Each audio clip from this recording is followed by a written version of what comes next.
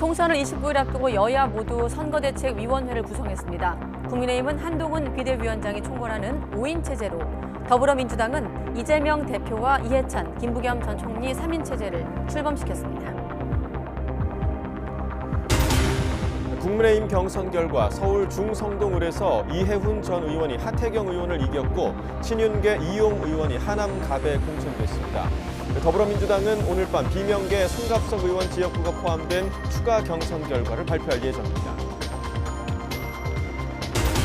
서울대 의대 교수들이 집단 사직을 예고한 가운데 도미노 사직 우려가 커지고 있습니다. 정부는 2,000명 증원 입장은 확고하다면서 교수들에게 진료 유지 명령을 내릴지 검토하겠다고 밝혔습니다. 청록파로 불리는 한국 시문학의 대표적 작가 박목월 시인이 발표하지 않았던 시 290편이 대거 발견됐습니다. 조만간 6필 노트가 일반에 공개될 예정입니다. 지난달 외식 품목과 생필품 값이 또 오른 것으로 나타났습니다. 서울 지역에서 삼겹살은 1인분에 19,500원에 달하고 냉면과 비빔밥도 올랐습니다. 생필품 가운데에는 화장지가 5% 올랐습니다. 5천억대 불법 도박 사이트를 운영한 일당 35명이 무더기로 붙잡혔습니다. 청소년도 12명이 포함됐는데 중학생들은 도박 사이트를 홍보하는 역할을 맡았던 것으로 드러났습니다. 뉴스큐 잠시 후에 돌아오겠습니다.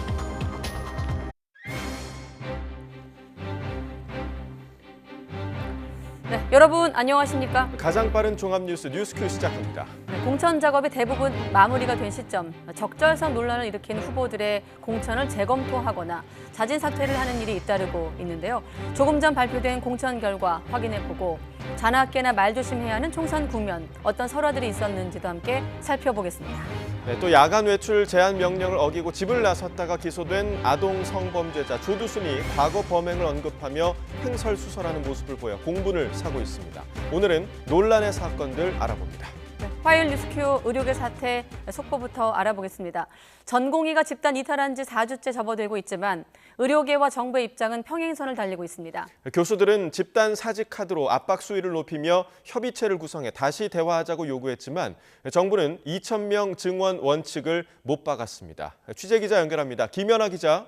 네, 사회정책부입니다. 네, 서울대 교수들 18일까지 대화가 시작이 되지 않으면 집단 사직한다고 했지만 정부 입장이 강경해 보이네요. 네, 정부는 의료개혁을 위해 2,000명 증원은 흔들림 없이 추진할 거라고 거듭 강조했습니다.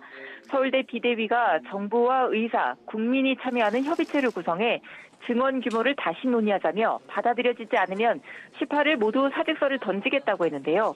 교수들마저 사직서를 던지면 병원은 사실상 마비될 수밖에 없는 상황이지만 정부는 2,000명 재논의를 위한 재조사도 증원 시기 유예도 없을 거라고 분명히 하면서 교수들이 또 다른 집단행동에 나서 환자 생명을 위태롭게 한다면 국민이 납득할 수 없을 거라고 경고했습니다. 이 설상가상 전공의들 역시 복귀 조건 등과 관련해 교수들과 얘기한 바 없다고 밝히면서 사실상 교수들의 중재 방안은 무의로 돌아갈 가능성이 커졌고 다음 주 의료 공백 사태는 최대 위기를 맞을 전망입니다. 네, 전공의 처분도 속도를 내고 있는 모습인데요. 정부는 전공의를 어떻게 복귀시키겠다는 겁니까? 네, 일단 미복귀 전공의에 대한 처분은 진행하되 전공의 처우 개선안을 제시해 설득하고 있습니다. 현재 면허 정지 사전 통지서가 송부된 전공의는 5,500여 명인데 정부는 끝까지 돌아오지 않으면 상응하는 책임을 져야 할 거라고 경고했습니다. 복귀하려는 전공의에 대한 괴롭힘을 막기 위해 오늘부터 전공의 보호 신고센터도 운영합니다. 정부는 동시에 전공의들의 처우 개선과 의료개혁 추진 의지도 거듭 확인했는데요. 의료기관 설립 시 의사 배치 기준을 개정해 전공의를 전문의의 2분의 1 수준으로만 산정하고 전공의 업무를 축소하는 등의 시범사업 모델을 내년부터 국립대병원과 지역 수련병원에 적용하겠다고 약속했습니다. 전문의들도 장기 고용과 육아휴직, 연구년 등이 보장될 수 있도록 노력하겠다고 말했습니다. 정부는 전공의들과 필수 의료진들과도 잇따라 비공개 접촉하고 있다고 설명했습니다. 지금까지 사회정책부에서 YTN 김연아입니다. 의대 증원에 반발하며 휴학계를 제출한 의대생이 5,451명으로 집계됐습니다. 교육부는 전국 40개 의대를 조사한 결과 학칙에 따라 유효한 휴학 신청을 제출한 학생이 전체 재학생의 29%에 이르는 5,451명으로 확인됐다고 밝혔습니다. 절차 여부를 떠나 휴학 의사를 밝힌 학생은 이보다 많지만 교육부는 지도교수와 학부모 서명 없이 제출한 휴학계는 집계에 포함하지 않고 있습니다. 교육부는 동맹 휴학으로 승인된 휴학은 단 한 건도 없다며 학사 일정이 진행 중인 의과대학 6곳에서 수업 거부가 확인됐다고 밝혔습니다. 네, 그리고 의협 비대위, 의대 증원에 반발하는 전공의 집단 사직을 부추긴 혐의로 고발을 당한 집행부 3명이 경찰의 피의자 신분으로 한꺼번에 출석했습니다. 이들은 전공의들이 자발적으로 사직했을 뿐 선동이나 사주 때문이 아니라며 혐의를 부인했습니다. 유서연 기자가 보도합니다. 경찰에 소환된 대한의사협회 전현직 집행부는 3명입니다. 김태구 의협 비대위원장, 박명아 조직 강화위원장, 임현택 대한소아청소년과 의사회장입니다. 피의자 신분으로 출석한 이들은 전공의 집단 사직을 부추겨 대학병원 업무를 방해한 혐의를 받습니다. 지난달 27일 보건복지부가 수사를 의뢰한 지 불과 보름 만에 고발당한 5명 모두 소환 조사를 받게 됐습니다. 김 위원장 등은 전공의 사직은 선동이나 사주 때문이 아니라며 혐의를 강하게 부인했습니다. 전공의 선생님들의 자발적인 의사표명이라고 보고 있습니다. 그렇기 때문에 방조라든지 교사는 전혀 해당되지 않는다고 생각하고 있습니다. 또 사직은 자유로운 선택권으로 범죄 자체가 될 수 없다고도 말했습니다. 전공의들이 사직이 범죄일까요? 그렇지 않습니다. 자유민주주의 사회에서 존중되어야 할 시민으로서의 자유로운 직업 선택권의 행사입니다. 앞서 출석한 주수호 의협 비대위 언론홍보위원장과 노한규 전 의협 회장에 이어 5명 모두 혐의를 부인하고 있는 겁니다. 전공의 사태 관련 고소 고발도 잇따르고 있습니다. 앞서 시민단체 고발과 함께 집단 행동에 참여하지 않는 전공의들의 실명과 근무지가 공개된 이른바 블랙리스트 의혹과 의협의 연관성을 들여다보는 경찰 수사가 시작됐습니다. 반면 의협은 해당 문건이 조작됐다며 최초 게시자를 사문서 위조 등 혐의로 고발했습니다. 의대 증원 정책에 반발해 의대 교수에 이어 전공의 의대생까지 행정소송을 제기하면서 의사단체와 정부 사이의 갈등이 법적 공방으로 확산하고 있습니다. YTN 유서연입니다. 네, 정부와 의료단체의 강대강 대치 속에서 환자와 가족들 하루하루 피가 마르고 있는 상황입니다. 네, 한 중증 환자 단체는 오늘 YTN에 암 환자 치료가 제때 이루어지지 않아서 재발이나 전이 가능성이 우려된다며 의료 시스템 정상화가 정말 시급한 문제라고 호소했습니다. 함께 들어보겠습니다. 보통 암 환자들은 3주를 주기로 해서 한 사이클로 보통 항암 치료를 합니다. 지금 상황이 이렇게 3주, 4주 연기 3주를 넘어서 4주 이상 연기되는 건 지금 다반사처럼 지금 진행되고 있어서 환자들 입장에서는 이게 과연 나한테 적절한 치료가 되고 있는 건지 혹시 재발이나 전이 이런 문제가 생기면 이 차후에 지금 쓰고 있던 약도 지금 바꿔야 될 입장 아닙니까? 이런 것들은 사실은 환자 입장에서는 목숨을 담보로 해서 지금 이 상황들을 견디기 어려운 상황이 되는 거죠. 지금 당장 어떤 의료 시스템을 정상화시키고 노력하는 걸 정부가 내놓지 않으면 환자들은 지금 내일에도 목숨을 잃는 거는 심한 문제라고 생각합니다. 네, 4월 총선 후보자 선정을 위한 국민의힘 경선에서 친윤계 비례대표 이용 의원 그리고 이해훈 전 의원이 승리했습니다. 민주당이 주도하는 범야권 비례정당 후보로 추천됐던 인사는 반미, 종북 논란이 일자 스스로 사퇴했습니다. 취재기자 연결합니다. 김경수 기자.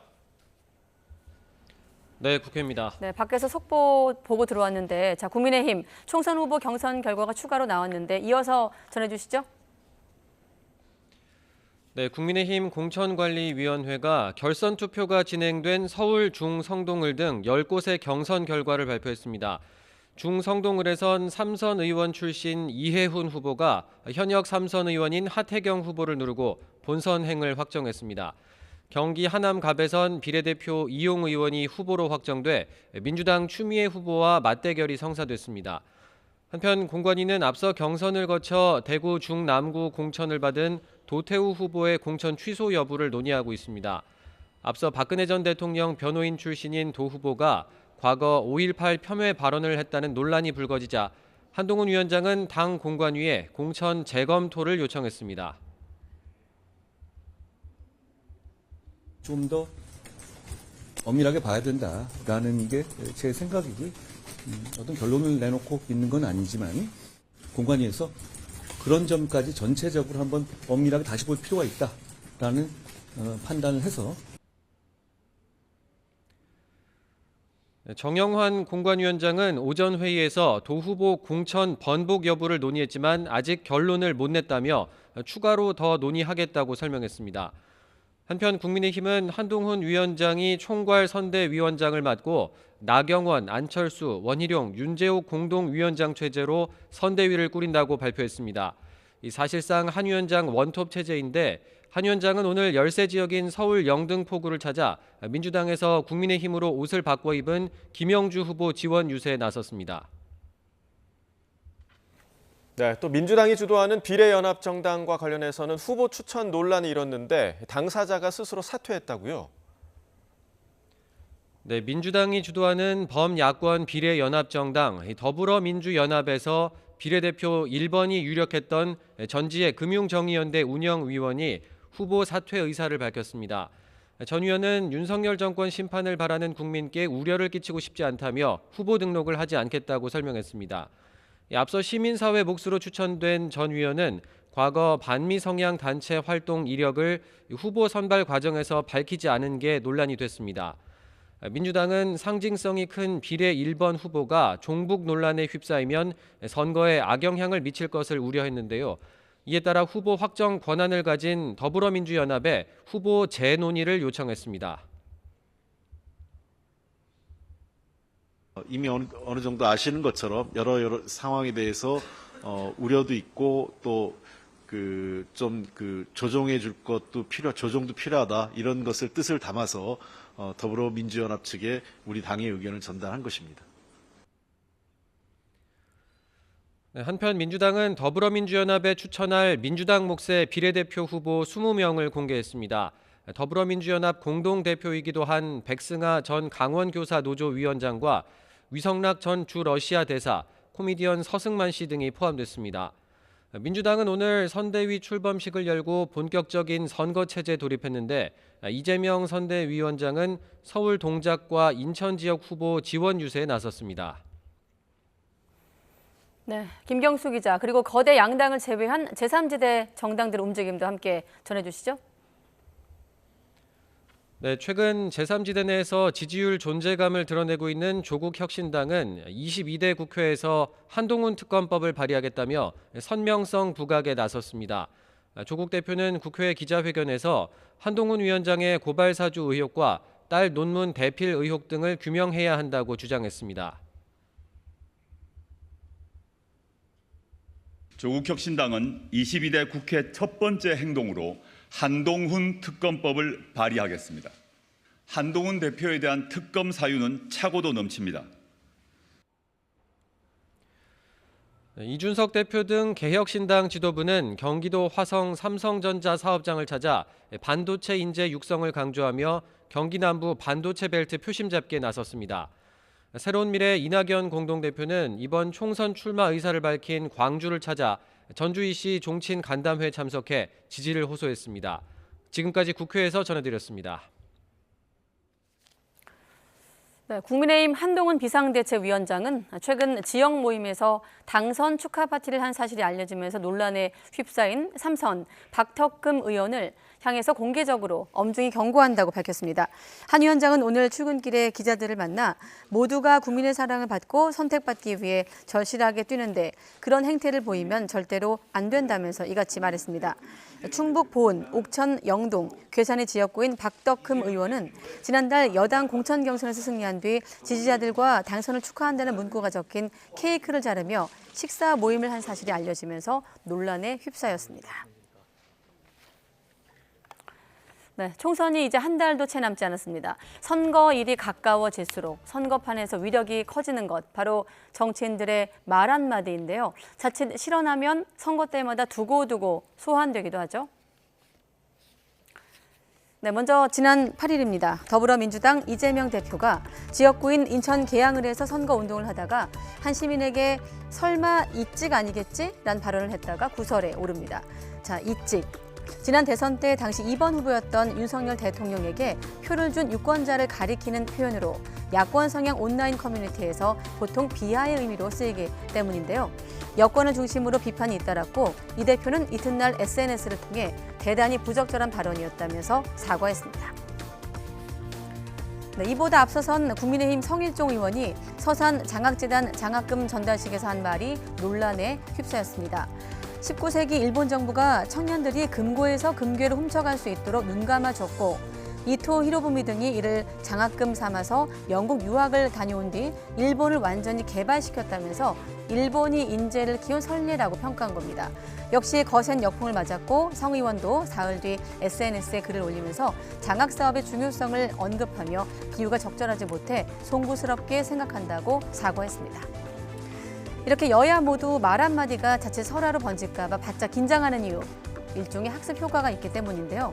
대표적인 예가 지난 2004년 17대 총선을 앞두고 당시 열린우리당 정동영 의장의 노인 폄하 발언이었는데요. 노인층의 분노를 불렀고 그 결과 열린우리당은 압승을 거둘 거란 예상을 깨고 과반을 겨우 달성하는 데 만족해야 했습니다. 60대 이상 70대는 투표 안 해도 괜찮아요. 그분들은 꼭 그분들이 미래를 결정해 놓을 필요는 없단 말이에요. 네, 그리고 2018년 6.13 지방선거 직전엔 정태욱 당시 자유한국당 의원의 지역 비하 발언이 문제가 됩니다. 이른바 이부망천을 언급했다가 엄청난 비난에 직면을 했고요. 탈당까지 했는데 당시 자유한국당이 민주당에 패배하는 결과를 바꾸진 못했습니다. 서울에서 살던 사람들이 이혼 한 번 하거나 직장을 잃으면은 저 부천 정도 갑니다. 부천 있다가 또 살기 어려워지면은 그럼 저기 그 인천 가가 네, 이번에도 총선 앞두고 어김없이 소환됐죠. 자, 여야 공천 작업이 대부분 마무리가 되면서 지역구 대진표도 거의 짜여졌는데요. 선거 국면이 뜨거워질수록 정치권 말싸움 수위도 더 올라가는 만큼 양당 지도부는 연일 입단속에 나서는 분위기입니다. 들어보겠습니다. 과거의 언행보다는 현재와 미래의 언행이 당연히 더 중요합니다. 국민을 위해서 일을 해야 될 사람의 경우에는. 그렇지만 이제 과거의 언행이 그 현재나 미래에 이 사람의 어떤 식으로 일하겠다는 걸 좀 보여주는 면이 있잖아요.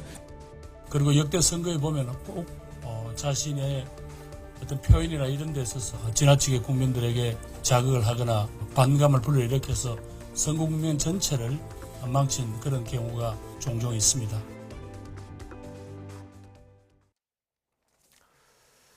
더불어민주당이 해병대 고 최상병 사건 수사 외압 의혹으로 수사받던 이종섭 주 호주 대사가 출국한 것과 관련해서 이 과정 전반을 밝히겠다며 특검법을 당론 발의해 국회에 제출했습니다.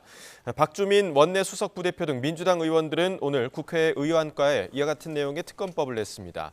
이 법안에는 주 호주 대사로 임명된 이종섭 전 국방부 장관의 출국 과정을 전반을 규명하기 위해 특검을 통해 대통령실과 법무부, 외교부에 대한 수사를 진행하는 내용 등이 담겼습니다.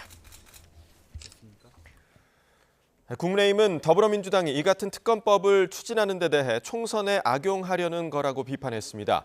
윤재욱 원내대표는 오늘 국회에서 특검이 수사기관의 수사가 끝나고 미진하거나 공정하지 못했다고 판단했을 때 제한적으로 쓰는 수단이라며 이같이 말했습니다. 이어 민주당이 외교, 법무부 장관의 탄핵 추진 가능성까지 시사한 것을 두고는 사유가 되는지 검토를 잘해야 할 거라며 일만 있으면 특검과 탄핵을 말하니 국민이 새롭게 느끼지도 않을 것 같다고 비판했습니다. 최상병 사망사건 수사 외압 의혹을 수사하는 고위공직자 범죄수사처는 핵심 피의자인 이종섭 전 국방부 장관 추가 조사가 반드시 필요하다고 밝혔습니다. 공수처 관계자는 오늘 기자간담회에서 지난 7일 이 전 장관 조사가 충분히 이루어지지 않았고 소환 조사가 원칙이라는 수사팀의 입장은 확고하다며 이같이 말했습니다. 또 조사 당시 이 전 장관이 본인 진술서와 휴대전화를 냈다며 앞으로 변호인 입회 아래 증거 자료에 대한 선별 절차를 이어갈 거라고 설명했습니다. 지난 10일 이 전 장관이 호주로 출국한 만큼 대면 조사가 어려울 거란 지적에 대해선 물리적 거리는 있지만 외교관으로서 귀국할 상황이 자주 생긴다며 큰 문제는 아니라고 반박했습니다.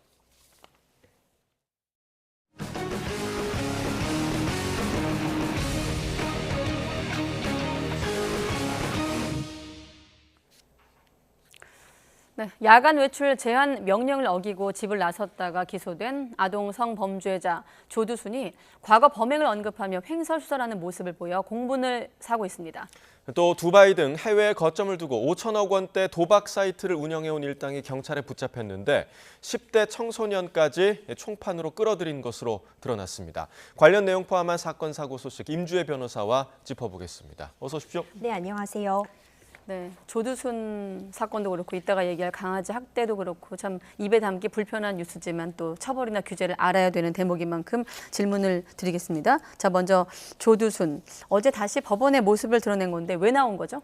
네, 법원의 모습을 드러냈습니다. 이제 많은 분들이 이 행태에 대해서 정말 경악을 금치 못했다 이런 말씀하고 계십니다. 먼저 왜 다시 법원에 등장하게 되었느냐 하면은요, 12년 징역을 선고받고 만기 출소 이후에 특별한 제한들이 붙었습니다. 조두순이 출소 이후에는 야간에는 9시 이후에는 집 밖으로 나가지 못한다거나 기타 여러 가지 조건들을 붙여 석방을 하게 되었는데 지난해 12월이었습니다. 9시가 넘은 시간에 집 밖으로 조두순이 무단으로 40분가량을 외출을 한 것이었습니다. 당시 붙잡혔을 때도 왜 밖으로 나왔느냐는 질문에 대해서 부부싸움을 해서 화가 나서 나왔다라는 또 황당한 별명을 늘어나왔었거든요. 이와 관련해서 이 야간 출입 제한 명령 위반에 대해서 이제 재판이 진행될 예정이고요. 검찰 측에서는 지금 징역 1년을 구형한 상태였습니다. 네. 그러니까 이제 조두순이 지금 외출을 마음대로 하지 못하는 상황이고 어떤 그런 제약들이 좀 있나요? 그렇습니다. 이제 특별 준수 사항이 별도로 마련이 되었습니다. 징역 12년을 마치고 3년 전에 출소할 때도 정말 많은 우려가 있었습니다. 예. 집 앞에서 이제 시위도 있었었고 실제로 이렇게 살게 해도 되는 것이냐, 징역 12년 이후에 이렇게 아무데나 돌아다녀도 되는 것이냐 이런 얘기 계속 나왔었거든요. 이 특별 준수 사항을 보면은요, 일단 밤 9시 이후 그리고 오전 6시까지 외출이 제한되게 됩니다. 그리고 음주가 금지되게 되고요. 당연한 부분이지만 학교 등 교육시설에는 출입하지 못하는 걸로 되어 있습니다. 피해자에게는 당연히 접근해서는 아니 되고요. 위반 시 3년 이하의 징역, 1,000만 원 이하의 벌금에 처해지도록 규정이 되어 있습니다. 또 많은 분들이, 시민들이 또 문제점으로 지적하고 있는 부분이 이런 부분을 준수하는지 지키기 위해서 정말 많은 또 인력과 세금이 지금 투입이 되어 있는 상태거든요. 네. 이런 부분까지 더해져서 이 흉악한 범죄자 한 명 때문에 이 많은 사람들이 힘들어하고 있다는 점이 다시 한번 도마 위에 오르고 있습니다. 네, 저도 댓글을 쭉 봤는데 그런 댓글이 가장 많이 있더라고요. 자, 그리고 횡설수설한 대목들, 취재진 앞에서 좀 이런저런 말을 쏟아냈는데 반성하지 않는 듯한 모습을 보였고요. 하도 어이가 없어서 저희가 자막과 화면으로만 준비했는데 이건 어떤 상태일까요? 그렇습니다. 기자들 앞에서요, 제가 보기엔 참 당당하다라고까지 표현할 수 있었던 것 같습니다. 오히려 자신의 생각을 거침없이 얘기하는 그러는 모습을 보였는데 그 말은 물론 두서가 없었습니다. 횡설수설하는 모습을 보였고요. 심지어 우리가 흔히 말하는 유체이탈 화법이라고 하죠. 본인의 얘기를 하는데 마치 본인의 얘기가 아닌 것처럼. 아니 8살짜리 아이에게 그런 짓을 하는 것이 사람입니까? 그런데 제가 그럼 사람이 아니죠. 그러니까 말도 안 되는 앞뒤가 안 맞는 말들을 늘어놓으면서 어떻게 보면은 자신이 저지른 범죄에 대해서 여전히 가볍게 생각한다고밖에 보이지 않았고요. 이번에 이 야간에 외출 제한 명령을 어긴 것 자체도 굉장히 중죄라고 볼 수 있습니다. 이런 특별 준수 사항을 둔 자체가 재범의 우려라던가 다른 주민들이 어떤 공포심에 떨 수 있는 그런 부분들을 최소화하고자 내려진 조치임에도 부부싸움 해보지 않으셨냐. 아내랑 다투다 보니까 내가 답답해서 나온 것이다. 뭐 전자발찌를 자르는 그런 사람도 있다고 하는데 나는 자르진 않았다. 이런 식으로요. 방어하기에 급급한 모습 보여주고 있군요. 그렇기 때문에 많은 분들의 공분을 사고 있는 것이고 심지어 너무 막 말을 길게 하고 횡설수설하니까 이를 제한하는 인력에 대해서 내 몸에 손대지 마라. 이런 말을 하기까지 했어요. 네. 이런 분들, 이런 상황을 보면서 제대로 된 반성을 하고 있는 것이냐. 이런 질문 던질 수밖에 없을 것 같습니다. 네, 반성의 기미가 보이지 않았던 유체 이탈 화법이었고요. 이 조두순에 대한 선고 공판 20일에 열릴 예정입니다. 이 공판은 그러니까 특별준수사항을 어긴 것에 대한 공판이죠. 그러니까 검찰이 징역 1년을 구형을 했고 조두순 측은 우발적이다 이렇게 지금 강조를 하고 있는데 어떤 점이 좀 쟁점이 될까요? 그렇습니다. 이제 전자발찌 부착 등에 관한 법률 위반이 지금 문제가 되고 있습니다. 이 중에서 특히 이제 야간에 외출하지 말아야 된다는 이 특별준수사항을 어긴 부분이 문제가 되는데 이제 법에 정해진 법정형에 따르면은 일단 기본적으로 징역 1년까지 뭐 당연히 구형은 가능한 상태입니다. 그런데 제가 좀 지적하고 싶은 부분은요. 실제로 그래서 처벌되는 사례들을 좀 분석을 해보자면 대부분 이렇게 전자발찌 부착 명령 등을 위반해서 밤에 무단으로 외출하거나 했을 때 벌금형이 선고되는 것이 대부분입니다. 최근에 500만 원 벌금형이 선고된 경우가 있었는데 그때는 심지어 야간 외출 제한 명령을 어기고 음주운전을 하다 적발된 그런 사례였거든요. 그때도 벌금이 500만 원 정도였기 때문에 사실 징역형이 나오기 쉽지 않다는 평가도 지배적입니다. 하지만 이제 검찰에서 주장한 것처럼 지금 이 조두순 사실상 국가에서 기본적인 어떤 그런 보조금을 받아서 생활을 하고 있습니다. 만약 벌금형이 내려진다면 이 벌금도 국가에서 보조받고 있는 그 금원에서 나갈 수밖에 없으니까 이거 그러면 뭐 세금으로 벌금 내주는 것이냐 이런 비판 피할 수 없을 것 같고요.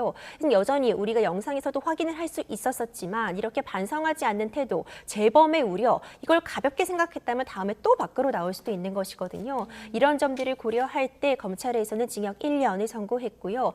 반면 이제 변호인 측에서는 앞으로 다시는 이런 일이 없을 것이다. 반성을 하고 있다. 그리고 범행 혐의를 모두 인정하고 있다는 점들을 근거로 선처를 호소하고 있는 상태입니다. 검찰은 1년 구형을 한 거고 아무튼 2020년인가요? 출소할 당시 국민의 여론을 기억합니다. 아마 재판부도 그런 법 감정을 알고 있겠죠.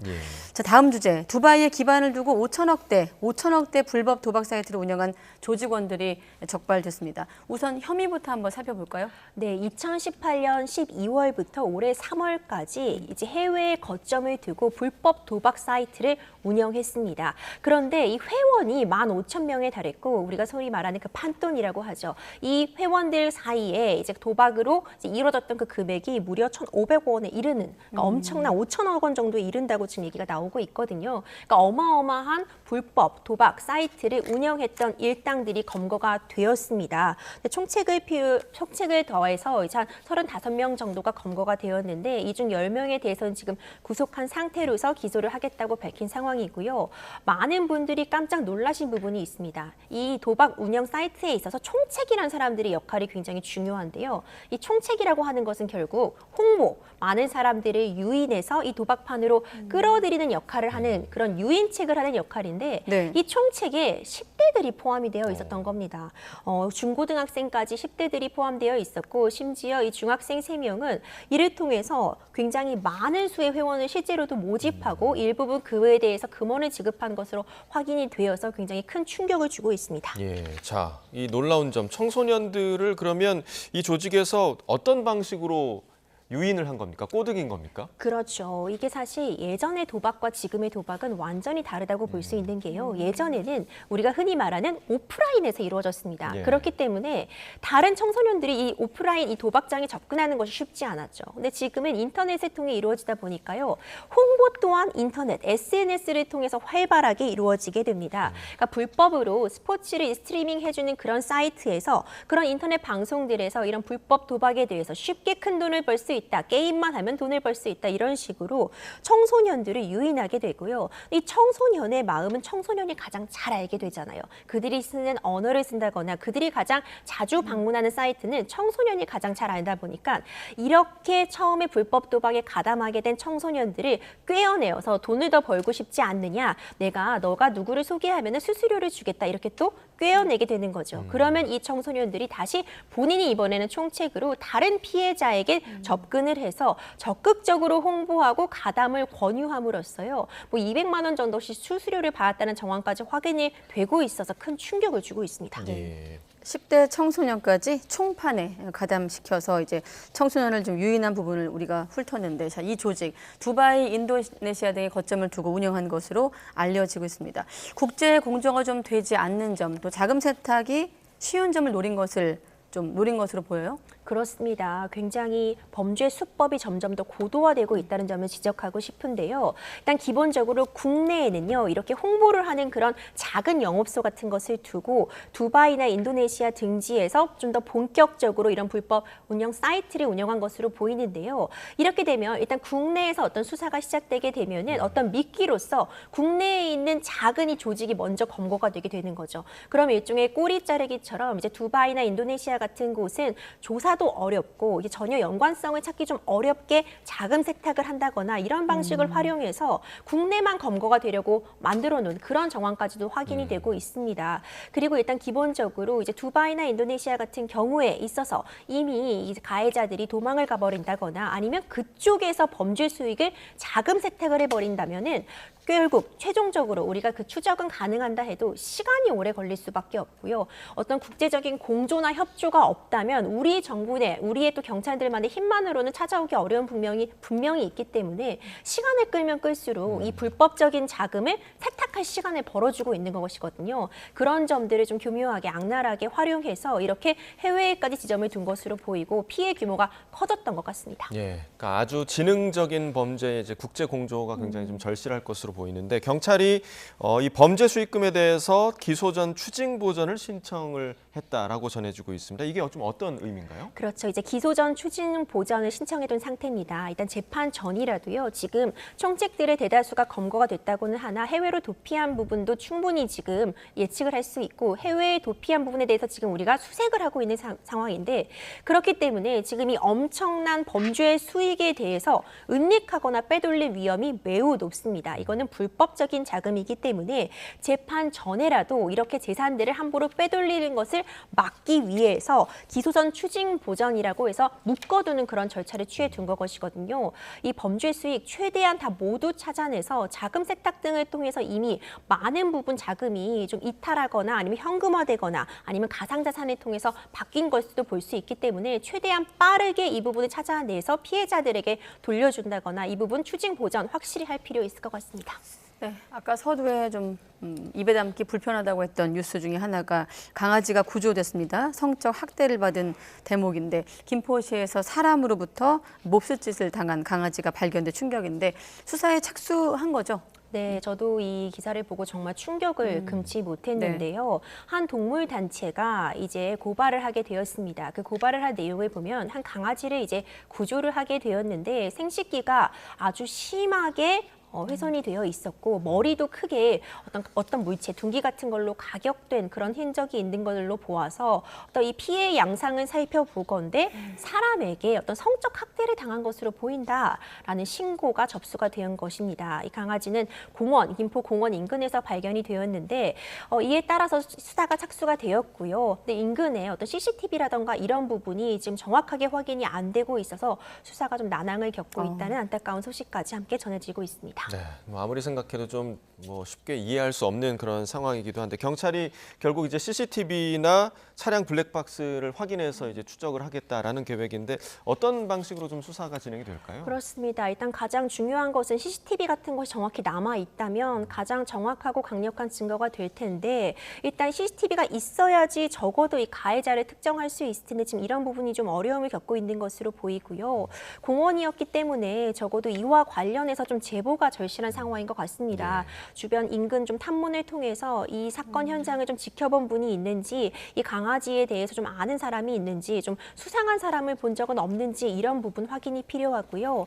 요즘은 차량마다 블랙박스가 잘 마련되어 있기 때문에 이 인근에 지금 주차된 차량이라던가 인근을 지나갔던 차량의 블랙박스까지도 좀 협조를 통해서 확보를 한다면은 범인 색출에 좀 더 도움이 되지 않을까 이런 생각이 듭니다. 네, 경기 김포시에서 발생한 사건입니다. 변호사님 말씀대로 혹시라도 관련 내용을 좀 접한 분이 계시다면 제보가 좀 필요할 것 같고요. 처벌은 어떻습니까? 동물보호법이 좀 개정된 측면이 있는데 이제는 형사 사건으로 분류되지 않습니까? 그렇습니다. 이 동물학대 관련해서요. 이제 올해 4월부터 개정된 좀 더 강화된 보호를 지금 받는 그런 동물보호법이 적용이 됩니다. 기본적으로 동물학대에 대해서 3년 이하의 징역 또는 3천만 원 이하의 벌금에 처해질 수 있거든요. 특히 이 학대의 범위도 굉장히 굉장히 대폭적으로 늘어나게 그렇게 개정이 된 부분이 굉장히 고무적이라고 볼 수 있는데 많은 분들이 문제점으로 지적해 오신 것처럼 이런 학대 사건이 발생한 것도 어떻게 보면은 동물을 제물로서 이전에는 이번 개정 전까지는 이런 동물 학대가 일종의 제물손괴죄라고 해서 핸드폰을 부순다거나 누군가의 가방을 찢었다거나 하는 재물을 망가뜨린 행위와 동물을 망가뜨린 행위가 같다고 보는 그런 경향이 있었거든요. 하지만 이번에 개정된 동물보호법에서는 이런 학대 행위에 대해서 적어도 굉장히 강화된 처벌과 함께 어떤 학대에 대한 인식 개선까지도 담고 있기 때문에 이 부분은 좀 고무적인 측면이라고 볼 수 있겠지만 여전히 우리나라가 반려인구가 많음에도 불구하고 그와 더불어서 이 동물 학대 사건도 굉장히 많이 일어나고 있거든요. 다른 나라는 더 처벌이 강하더라고요. 그렇죠. 다른 나라 여전히 다른 이제 동물의 어떤 복지가 높다고 인정되는 그런 국가들에 대비해서는 우리나라가 이제는 따라가고 있는 추세다. 그 추세에 맞춰가고 있다고 볼 수 있는데 또 중요한 부분은 당장 이 형량이 좀 높아졌다고 해도요. 적절하게 양형 기준이 제대로 마련이 돼야지 실제 처벌까지 이루어질 수 있고 처벌보다도 또 중요한 건 재발 방지잖아요. 사회적인 인식 개선 반드시 필요할 것으로 보이고 이번 사건 어떤 피해자가 너무 큰 피해, 이 동물이 너무 큰 피해를 입었기 때문에 이 가해자 빨리 신원 특정돼서 그에 합당한 처벌 받아야 될 것 같습니다. 자, 이런 비슷한 사건들이 계속해서 발생을 하고 있는데 정부가 반려동물 영업장 전반에 대해서 집중 점검 또 단속에 나서기로 했다고요? 그렇습니다. 앞서 말씀드린 것처럼요. 지금 올해 4월부터 개정된 동물보호법에 따라서 굉장히 많은 내용이 달라지게 됩니다. 기본적으로 영업장에 대해서 준수되어야 할 사항도 늘어나게 되고 불법적인 사육에 대해서도 굉장히 단속이 강화될 것으로 보이기 때문에 편법, 반려동물 영업장 집중 단속할 것으로 보이고요. 반려동물 생산 판매 시에도 준수할 사항들에 대해서 점검에 들어간다고 합니다. 뿐만 아니라 이제 지자체와 민간 합동 단속까지 진행된다고 하니까 이번 기회에 이 반려동물 시장이 굉장히 커지고 반려인구가 늘어난 만큼 그에 합당한 그런 사회적인 제도까지 마련되는 계기로 삼았으면 합니다. 네, 이런 사건들을 방치하면 자칫 사람으로 또 향한 그런 사건으로 번질 수 있기 때문에 이번 말씀하신 대로 좀 엄벌이 필요해 보입니다. 임주혜 변호사와 함께했습니다. 고맙습니다. 감사합니다.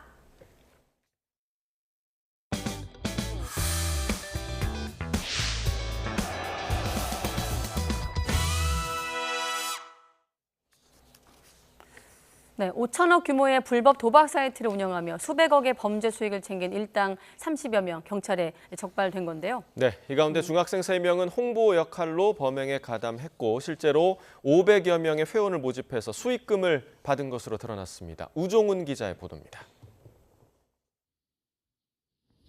경기도 한 아파트의 경찰 수사관들이 들이닥칩니다. 불법 도박 사이트에서 자금을 관리하던 총괄 실장 등이 잇따라 체포됩니다. 나오세요. 경찰관이 나오세요. 지난 2018년부터 5년여 동안 불법 도박 사이트 5곳을 운영한 40대 국내 총책 A씨 등 35명이 경찰에 붙잡혔습니다. 이 가운데 A씨 등 10명이 구속됐습니다. 도박 사이트 회원은 15,000여 명에 이르고 판돈 규모는 5천억대에 이를 정도입니다. 특히 이번에 검거된 도박 운영 조직 가운데는 10대 청소년도 12명이나 포함됐습니다. 일당에 포함된 중학생 3명은 SNS에서 불법 도박 사이트를 홍보하는 역할을 했습니다. 친구 사이인 중학생들은 1명이 총판, 나머지 2명이 부총판으로 역할을 나눴습니다. 이들은 지난해 9월부터 석 달 동안 500여 명을 도박 사이트에 새로 유입시켜 한 사람의 200만 원의 범죄 수익을 거둔 것으로 조사됐습니다. 구속된 총책 A씨 등은 스포츠 경기 결과를 예측하는 인터넷 방송을 하며 시청자인 청소년들에게 접근한 뒤 수익금을 나눠주겠다며 총판 역할을 제안하기도 했습니다. 무엇보다 도박 사이트에 가입할 때 미성년자인지 묻는 절차는 없어 청소년들이 불법 도박에 무방비로 노출될 위험이 큰 것으로 드러났습니다. 스포츠 경기 중계하면서 이렇게 실시간 채팅창에서 이 링크라든지 이런 거를 또 보내주고 또 카카오톡 채널 같은 거를 이제 알려줘서 그쪽에서 이제 도박 사이트로 가입될 수 있도록 계속 안내 멘트들이 실시간으로 나가는 부분들이 많이 있습니다. 경찰은 일당 중 수사망을 피하기 위해 인도네시아에서 두바이로 옮겨 다니며 사이트를 운영한 해외 총책 등 9명에 대해선 인터폴 적색 수배를 내렸습니다. 또 현재까지 확보된 범죄 수익금 83억 원에 대해 기소 전 추징 보전을 신청했습니다. YTN 우종훈입니다. PC방에서 지인에게 흉기를 휘두르고 도주한 50대 남성 A씨가 범행 하루 만에 경찰에 붙잡혔습니다. A씨는 어제 오후 4시 반쯤 서울 방화동에 있는 PC방에서 지인에게 흉기를 휘둘러 다치게 한 혐의를 받습니다. 경찰은 A씨의 구체적인 범행 동기 등을 조사한 뒤 구속영장 신청 여부를 결정할 계획입니다. 결핵에 걸린 환자 2명을 살해한 혐의를 받는 요양병원 원장이 불구속 상태로 검찰에 넘겨졌습니다. 요양병원장 A씨는 지난 2015년 결핵에 걸린 환자 2명에게 염화칼륨을 투여해 숨지게 한 혐의를 받습니다. 경찰은 결핵 환자 때문에 병원 운영에 차질이 생길 것을 우려해 범행을 저지른 것으로 보고 있습니다. 앞서 경찰은 A씨에 대해 구속영장을 2차례 신청했지만 법원은 직접적인 사인이 밝혀지지 않아 다툼의 여지가 있다며 모두 기각했습니다.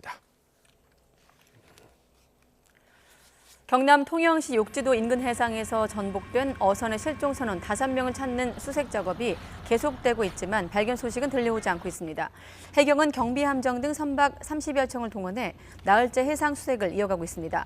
해경과 국립과학수사연구원 등은 내일 오전 합동 감식을 벌여 선박 결합 여부를 확인하는 등 사고 원인을 조사할 계획입니다.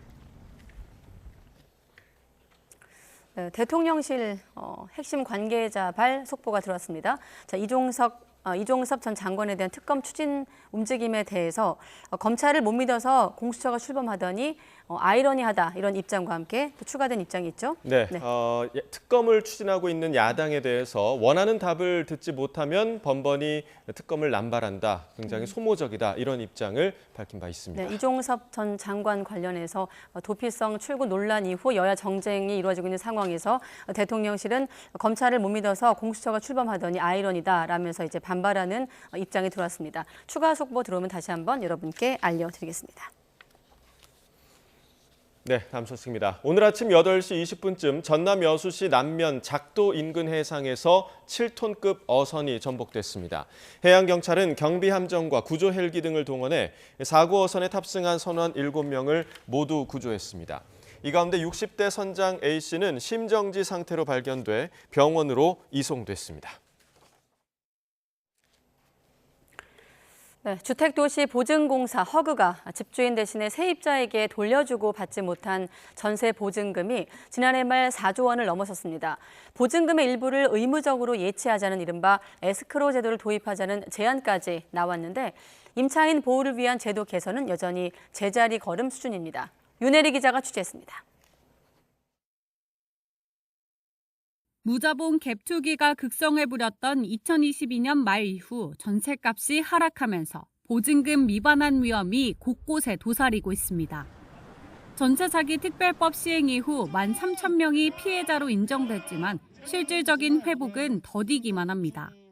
온전히 결정문을 받은 피해자들도 제도 하나 제대로 쓰려면 넘어야 될 산이 너무 많습니다. 그래서 제대로 이용도 하지 못합니다. 국가가 집주인 대신 세입자에게 보증금을 돌려주고 받지 못한 돈도 늘어나고 있습니다. 지난해 말 허그가 회수하지 못한 채권 잔액은 4조 원을 넘었습니다. 불과 2년 만에 6배 넘게 불어난 겁니다. 채권 회수율은 갈수록 낮아져 2020년 절반에서 지난해 10%대까지 급락했습니다. 이런 악성 임대인 피해를 막기 위해 국토연구원은 전세보증금의 10%를 의무적으로 예치하는 제도를 제안했습니다. 금융기관이나 신탁사 등 제3자가 전세보증금을 포함한 관련 절차를 대신 관리하는 이른바 에스크로 제도와 비슷한데 정부도 긍정적으로 검토하겠다는 입장입니다. 긍정적으로 검토 한번 해보겠습니다. 근데 이제 시중 거래 관행은 그렇지 않고 사실은 이사하는 날 집주인이 그 돈을 바로 받아가지고 또 자기도 어딘가 또 써야 되는 것이 지금 시중의 관행이라서. 현재 이런 제도가 없는 건 아닙니다. 현행법상 공인중개사가 필요하다고 인정할 경우 계약 이행이 완료될 때까지 계약금 또는 잔금을 금융기관 등에 예치할 수 있도록 하고 있습니다. 하지만 권고에 불과해 실효성이 떨어지는 데다 실제 제도 도입을 위해선 국민적 공감대가 필요하다는 목소리가 나옵니다. 전세를 놓는 사람들은 목돈이 필요해서 전세를 놓는 경우가 많거든요. 만약에 은행이나 신탁사에 예치하게 되면 이렇게 내 집 마련하는 데 어려움이 있을 수 있어요. 국민 공감대가 형성되어야 한다고 봐요. 보증금 반환 능력이 있는 임대인을 중심으로 전세 시장을 재편하는 등 임차인 보호를 강화해야 한다는 지적이 잇따르고 있습니다. YTN 윤혜리입니다. 네, 의료 공백 사태 관련한 대통령실의 강경한 입장이 추가로 속보로 확인되고 있습니다. 의료개혁 관련해서 윤 대통령이 원칙대로 신속하게 추진하라 이런 입장을 밝혔고요.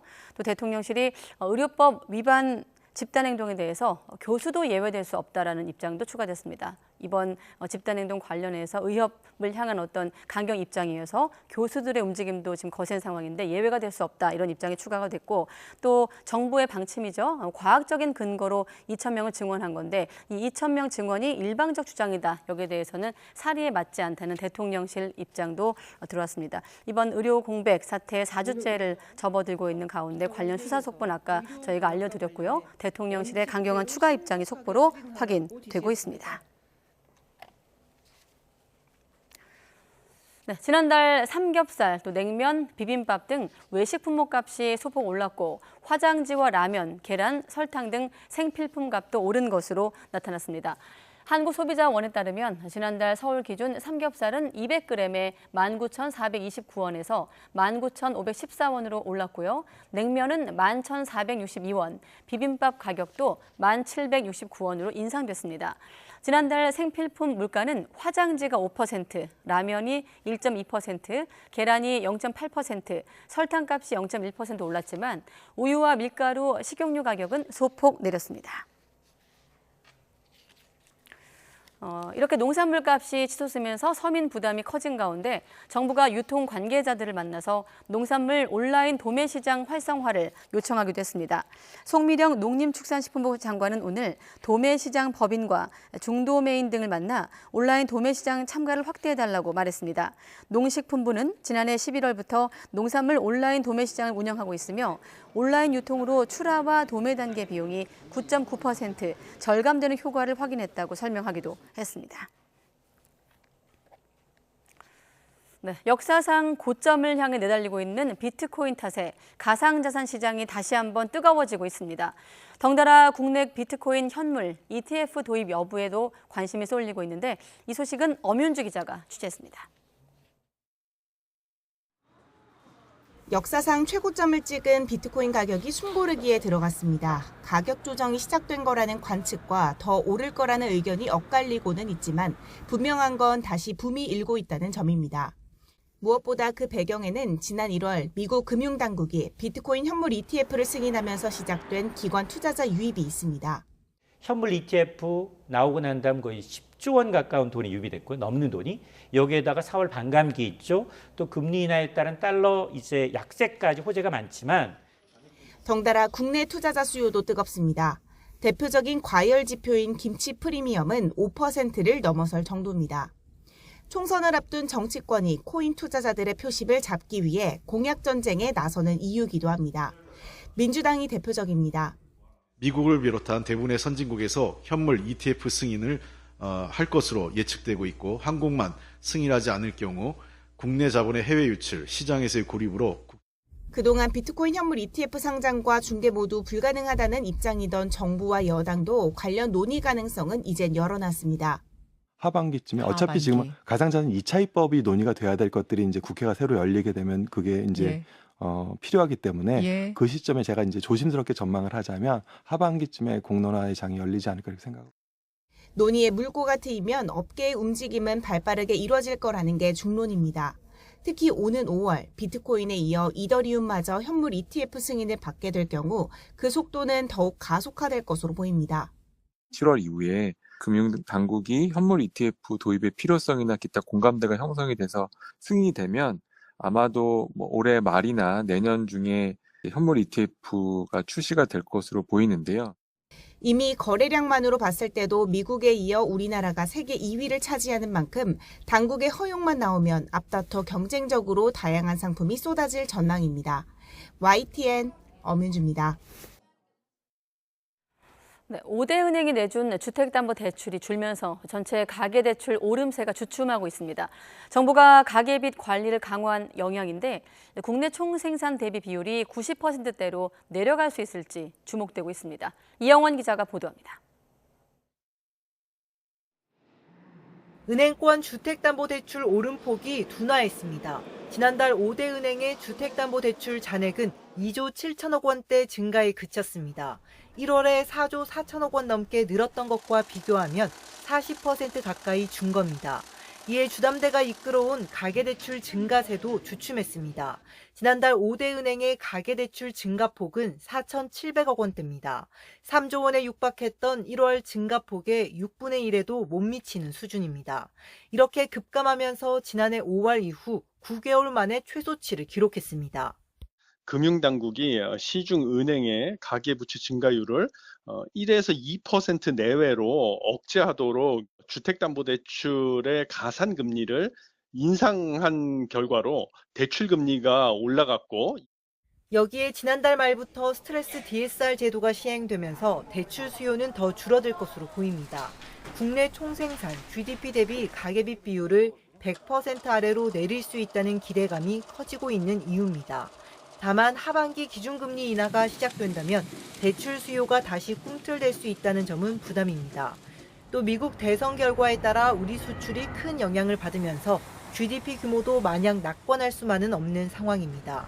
이에 한국은행이 경제 성장을 해치지 않기 위해 목표치로 제시한 80%는 물론 당장 올해 90%대 달성까지도 넘어야 할 산이 많다는 지적이 나옵니다.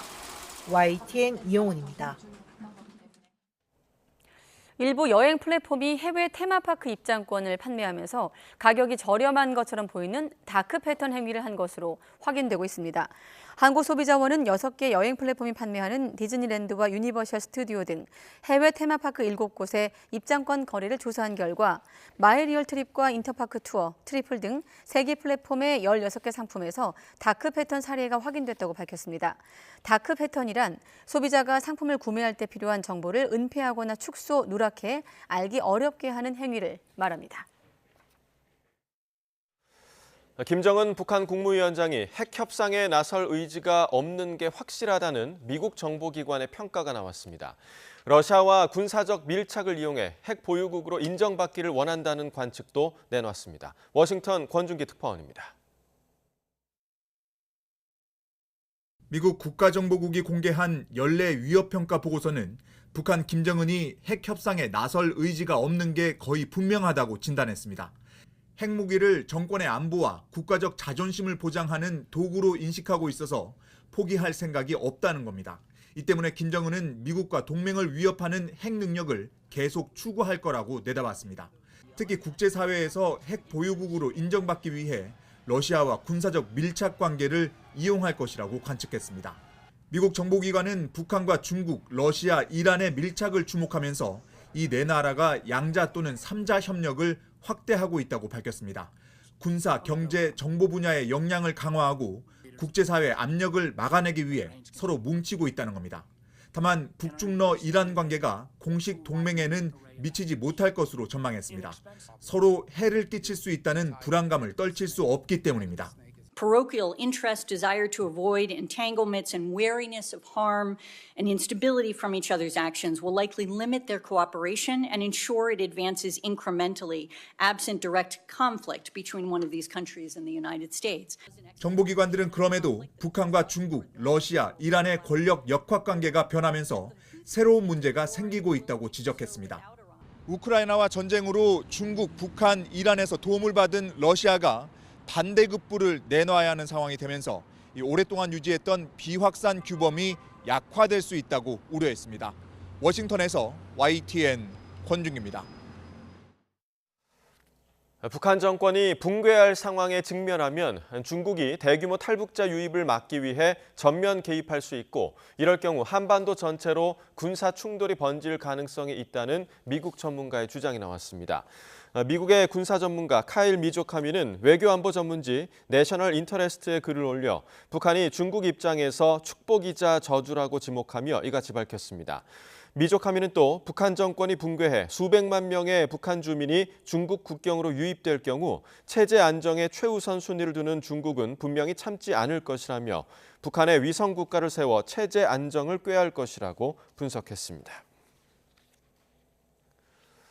우리 국민 한 명이 러시아에서 처음으로 간첩 혐의로 체포됐습니다. 이 러시아에서 간첩 혐의로 유죄 판결을 받으면 중형이 불가피해 한러 관계에 악재로 작용할 수 있습니다. 이동우 기자가 보도합니다. 타스통신은 러시아 사법당국자를 인용해 한국인 한 명이 블라디보스토크에서 간첩 혐의로 체포됐다고 보도했습니다. 한국인이 러시아에서 간첩 혐의로 체포된 것은 이번이 처음입니다.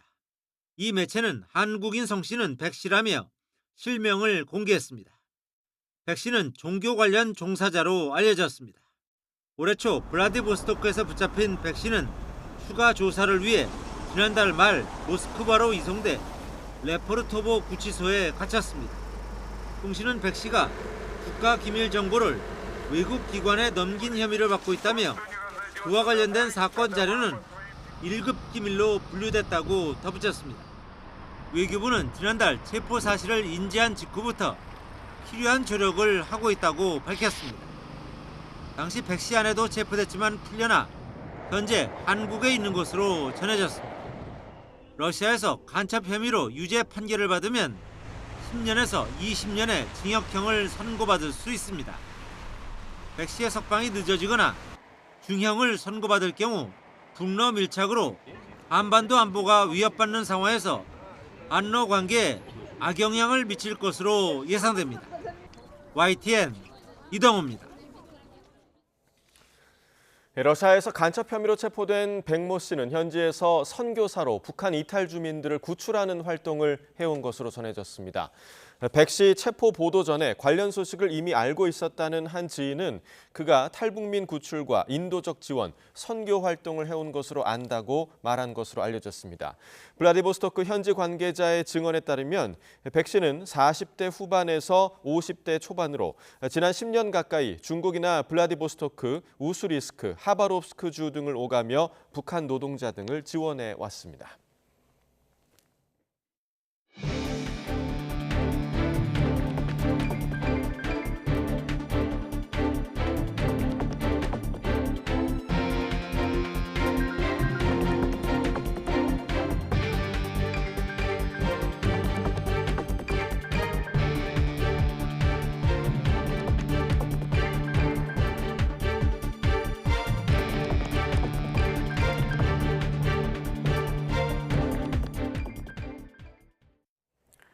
네, 한 달도 이제 채 남지 않은 총선 소식으로 뉴스큐 이어가겠습니다. 통상 큰 선거를 앞두고 각 정당은 전반적인 선거 전략을 진두지휘하기 위한 선거대책위원회를 꾸리는데요.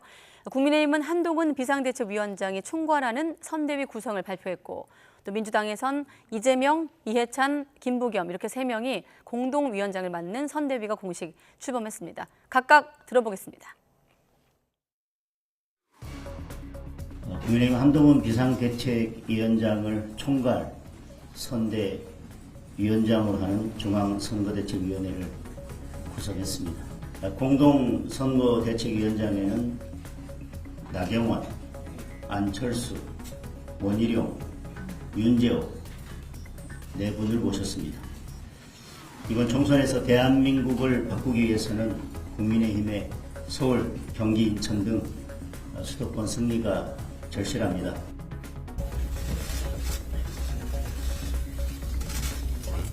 정권심판 국민승리선거대책위원회가 오늘 출범합니다. 이해찬 전 대표님과 김부겸 전 총리님을 필두로 민주당이 가진 모든 역량이 총집결했습니다. 정권심판과 국민승리라는 시대적 과제 앞에 힘을 하나로 모아주신 선배, 동지 여러분께 깊은 감사 말씀을 드립니다.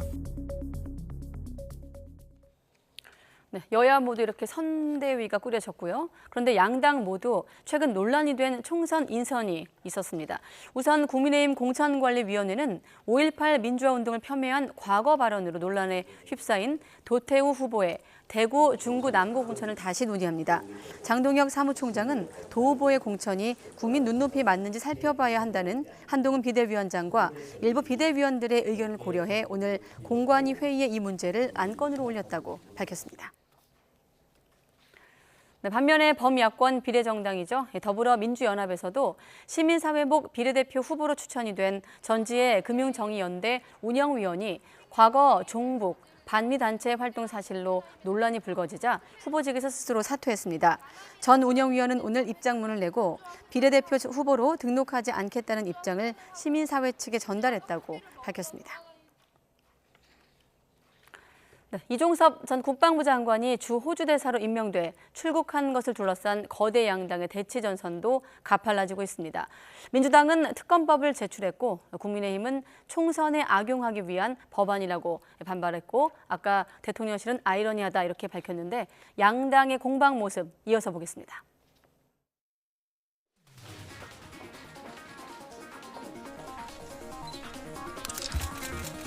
이종섭 전 장관의 도피성 해외 출국에 관여했을 것으로 보여지는 대통령실, 법무부, 외교부 등에 대한 수사를 그 내용으로 하고 있습니다.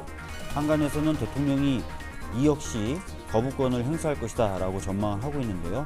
대통령이 직접 의혹의 대상자인 만큼 특검법에 대해서 거부권을 행사하는 행위는 자제돼야 된다고 생각합니다.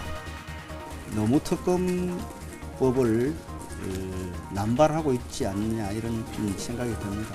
해외 도피라든지 이런 그 프레임으로 정치적으로 또 선거에 악용하려고 그렇게 생각하는 것 같은데 일만 있으면 특검 탄핵을 말씀하시니까 국민들이 새롭게 느껴지시지도 않을 것 같습니다.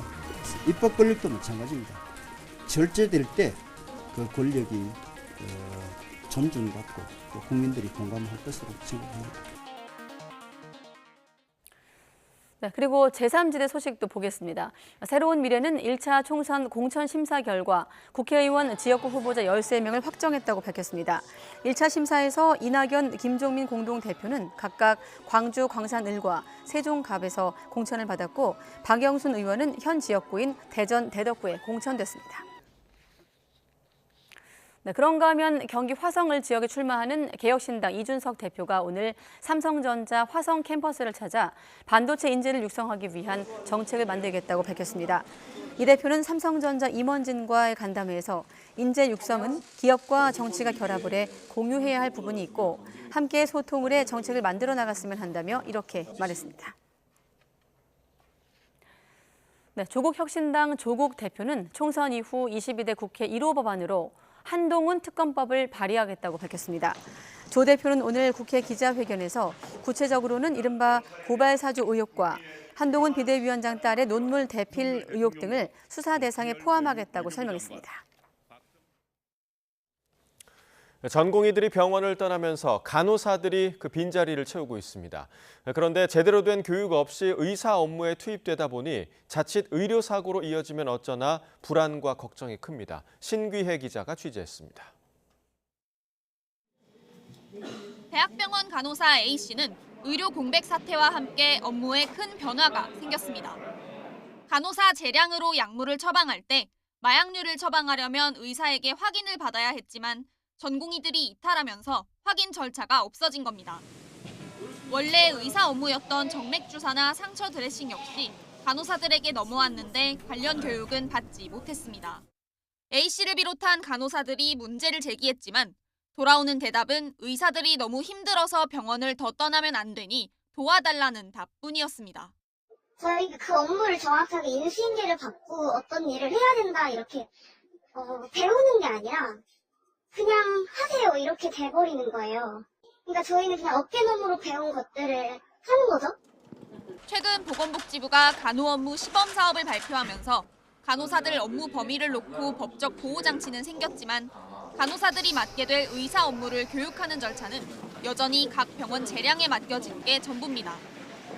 간호사들은 충분한 교육 없이 의사가 해오던 업무에 투입됐다가 자칫 의료사고로 이어지지 않을까 우려합니다.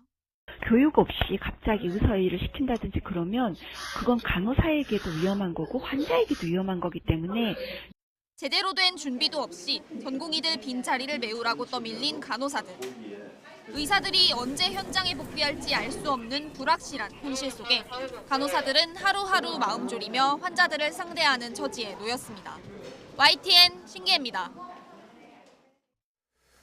서울의대 교수협의회가 의대 증원을 1년 뒤에 결정하고 대화협의체를 구성하자고 제안했지만 정부는 의대 증원을 늦추기 어렵다는 점을 재확인했습니다.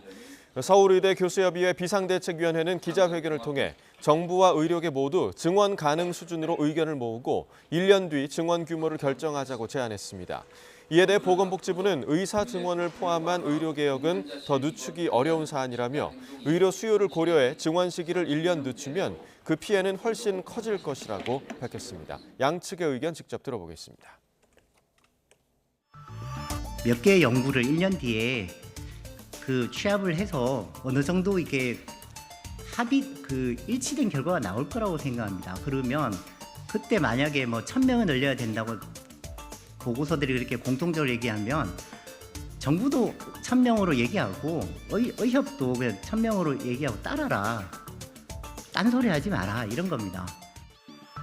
대화를 하자거나 협상을 하자거나 하는 그 모든 것에 대해서는 정부는 2,000명 증원에 대해서는 확고한 생각을 갖고 있다. 이것은 더 이상 늦추기가 어려운 과제이다. 이런 말씀을 좀 다시 한번 드리고요.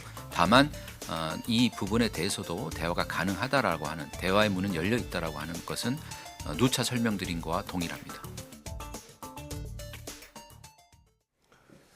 앞서 대한의사협회 전현직 집행부 2명을 불러 조사한 경찰이 오늘 나머지 3명에 대한 조사를 진행하고 있습니다.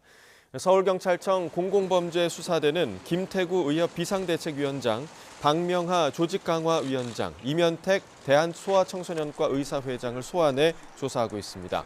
경찰 출석에 앞서 박명하 조직강화위원장은 전공의 후배들의 사직은 자발적이지 선동이나 사주로 이루어진 일이 아니라고 선을 그었습니다. 경찰은 이들이 전공의 집단 사직을 부추겨 대학병원 업무를 방해한 혐의가 있다고 보고 수사를 이어가고 있습니다. 두 아들을 낳자마자 잇따라 살해한 혐의로 구속돼 재판에 넘겨진 30대 엄마가 첫 재판에서 둘째 아이는 고의로 살해했다며 혐의를 인정했습니다. 오늘 인천지방법원에서 열린 첫 재판에서 30대 엄마 A씨는 2015년 태어난 아이가 살해하기로 마음을 먹고 질식해 숨지게 했다고 밝혔습니다. 그러나 앞서 2012년에 태어난 아이는 울음소리를 들리지 않게 하려고 입을 막는 과정에서 아이가 숨졌다며 고의적으로 살인한 게 아니라고 주장했습니다.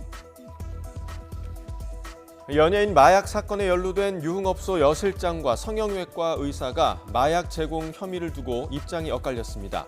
인천지방법원에서 오늘 열린 첫 재판에서 성형외과 의사 A씨 측은 유흥업소 실장과 관련한 일부 혐의를 부인한다고 밝혔습니다. 반면 함께 재판에 넘겨진 유흥업소 여실장 B씨 측은 공소 사실을 모두 인정한다고 밝혀 A씨로부터 마약을 제공받아 투약한 혐의를 인정했습니다. 브로커들에게 백내장 환자를 소개받고 수십억 원대 수수료를 건넨 안과 의사에게 실형 1년이 선고됐습니다. 또 A씨에게 환자들을 소개해준 브로커 B씨에게는 징역 1년에 추징금 1,690만 원, 함께 범행을 저지른 브로커 5명에게도 징역 6개월에서 1년의 실형이 선고됐습니다. 재판부는 A씨 안과는 개업 직후 매출이 거의 없었지만 브로커들에게 환자를 소개받고는 연간 매출이 237억 원에 달했다고 지적했습니다. 현대제철 비정규직 노동자들이 정규직으로 인정해달라며 낸 소송에서 13년 만에 최종 승소했습니다. 대법원은 오늘 현대제철 사내 하청업체 소속 노동자 161명이 낸 근로자 지위 확인 소송 상고심에서 원고 일부 승소 판단한 원심 판결을 확정했습니다. 제철업계 1, 2위를 다투는 현대제철에서 불법 파견이 인정된 첫 사례인데 재판부는 다만 일부 근로자에 대해서는 파견 관계가 있었는지 추가 심리가 필요하다며 파기환송했습니다. 현대제철 사내 하청 근로자인 원고들은 2011년 7월 사측이 불법 파견을 저질렀다며 근로자 지위 확인 소송을 내 13년 만에 최종 승소하게 됐습니다.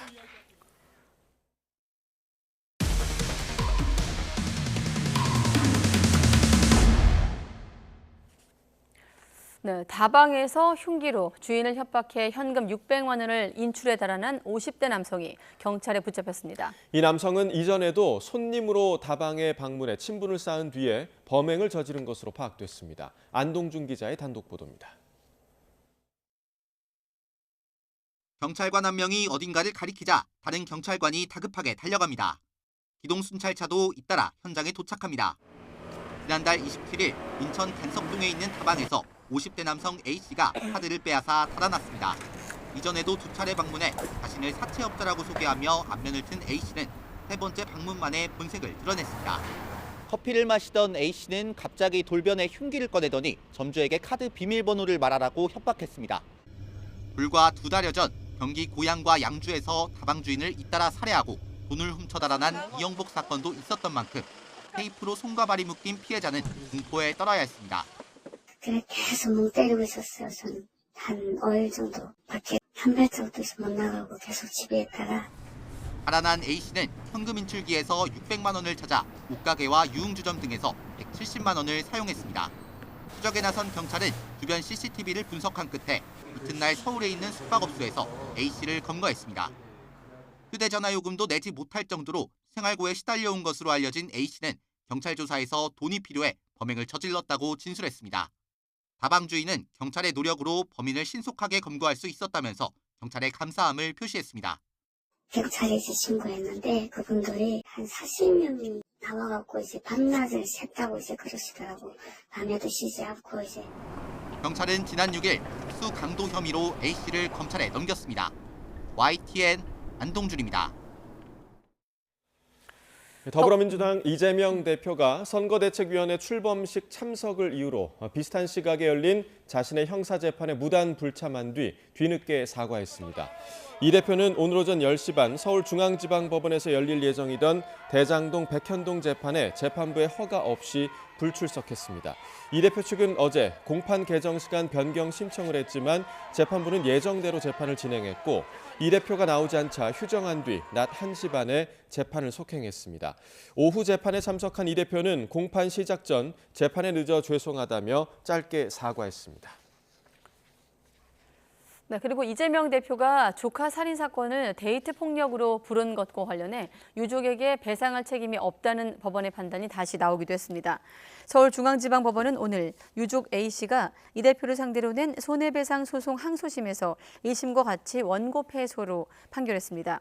이 대표는 지난 대선 당시 과거 조카의 살인 사건 변호를 맡은 경위를 설명하다가 데이트 폭력 중범죄라는 표현을 썼고 유족 측은 이 대표가 살인 사건을 데이트 폭력으로 지칭해 정신적 고통을 받았다면서 소송을 제기했습니다. 최태원 SK그룹 회장과 노소영 아트센터 나비 관장의 이혼 소송 항소심 재판이 본격적으로 시작됐습니다. 서울고등법원은 오늘 오후 2시 최 회장과 노 관장의 이혼 소송 항소심 1차 변론기일을 열었습니다. 두 사람 모두 법정에 직접 출석했으며 재판은 비공개로 진행되고 있습니다. 앞서 1심은 노 관장의 이혼 청구를 받아들이면서 재산 분할을 위해 최 회장이 노 관장에게 665억 원과 위자료 1억 원을 지급하라고 판결했습니다.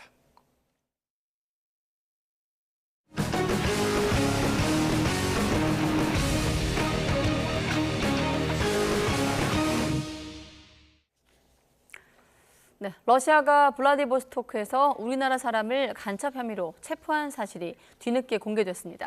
체포된 백모 씨는 블라디보스토크에서 여행사를 운영했는데 현재는 모스크바의 구치소로 이송돼 2달 넘게 구금 중입니다. 강성웅 해설위원 실장과 이 소식 조금 더 알아보겠습니다. 어서 오십시오. 네, 우리나라 사람이 그러니까 러시아에서 간첩 혐의로 체포가 된 건데 어떤 활동을 했다는 건가요? 현재 좀 그래도 구체적으로 나온 건 타스통신 보도인데요. 지난 1월 초에 구금이 됐고 아마 처음에 붙잡힌 체포된 시점은 아마 12월쯤이 아닌가 연말쯤이 아닌가 싶습니다. 이 타스통신이 이제 국영통신이기 때문에 러시아 정부의 발표라고 볼 수도 있습니다. 이런 내용을 어떤 국가 기밀을 어떤 사람으로부터 넘겨받았는데 만난 건 아닌 것 같고 이제 온라인이나 이제 메신저나 문자 이런 걸 통해서 받은 것 같습니다. 그리고 이제 그 기밀을 외국 정보기관에 넘겨야만 하는 상황이었다 이렇게 보도를 했습니다. 그런데 이제 그 기밀이라고 하는 자료가 국가의 그 1급 자료고 이렇게 얘기를 했는데 구체적으로 어떤 자료를 이 사람이 입수를 해가지고 줬는지 이런 것에 대한 내용은 없습니다. 50대 남성 100모 씨다 이렇게 보도를 하고 있습니다. 네.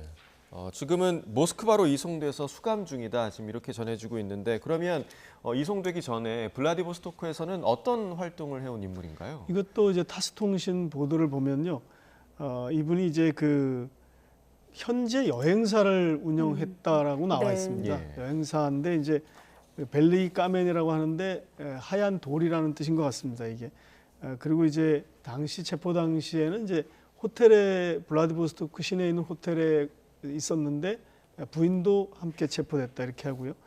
그런데 이제 이 카르멘 벨리 까멘이라는 이 여행사를 운영하면서 무역업도 좀 했다 이렇게 돼 있고요. 그런데 이제 또 일부에서는 이게 이 사람이 탈북자 지원 활동을 했다라는 이제 보도도 있습니다. 예. 그런데 이제 탈북자 지원이라는 것은 그러니까 블라디보스토크 지역에 있는 북한 사람들이 한국으로 이제 오기를 원할 때 좀 협조를 해주고 도와주는 그런 건데요.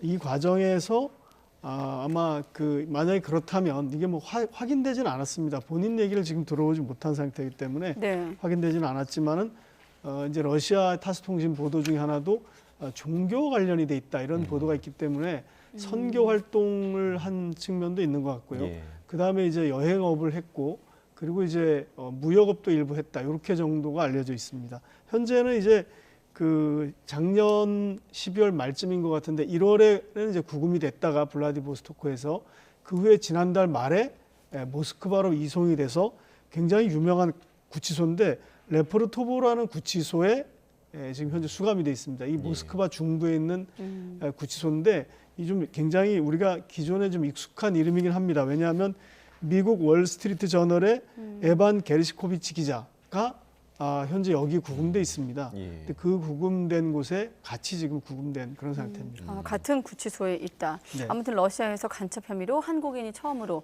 체포가 된 건데 말씀하신 월스트리트 기자 구치소에 거의 1년째 gat혀 있는 것으로 들었거든요. 맞습니다. 역시나 간첩 혐의인가요? 맞습니다. 작년에 3월 달에 체포가 돼가지고 네. 이제 구금이 됐는데 예카테린부르크라는 러시아의 중부의 도시에서 체포가 됐습니다. 이 사람은 러시아 계획이지만 미국 사람입니다. 미국 국적인데 모스크바 지국에서 월스트리트 저널이라는 유력 미국 신문의 특파원으로 근무를 했습니다. 네. 그런 도중에 잡혔는데 역시 간첩 혐의입니다. 구체적으로 러시아 당국이 얘기하는 게 러시아 군에 대한 가짜 정보를 퍼뜨렸다 이렇게 얘기를 합니다. 사실 이게 이제 특파원이 혹은 기자가 취재를 하다 보면 그것이 이제 뭐 가짜를 일부러 그걸 얘기할 리는 없을 것 같고요. 어떤 정보 중에 이제 일부를 러시아군에 대한 가짜 정보라고 지목을 해서 체포를 한 것 같습니다.